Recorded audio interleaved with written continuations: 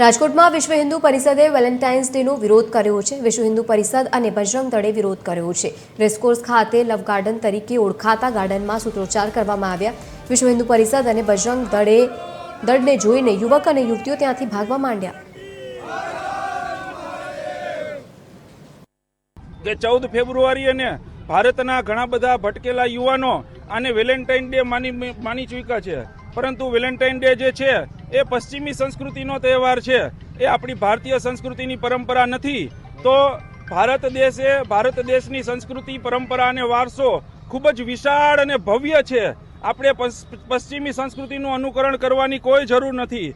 આપણી સદીઓથી ભારતીય સંસ્કૃતિ આખા વિશ્વનું નેતૃત્વ કરતી આવી છે અને આગળના દિવસોમાં પણ ભારતીય સંસ્કૃતિ અને પરંપરા આખા વિશ્વનું નેતૃત્વ કરે, વિશ્વના બીજા લોકો આપણી સંસ્કૃતિનું અનુકરણ કરે, તેવા આપણે બધાએ ભેગા મળીને પ્રયાસો કરવા જોઈએ।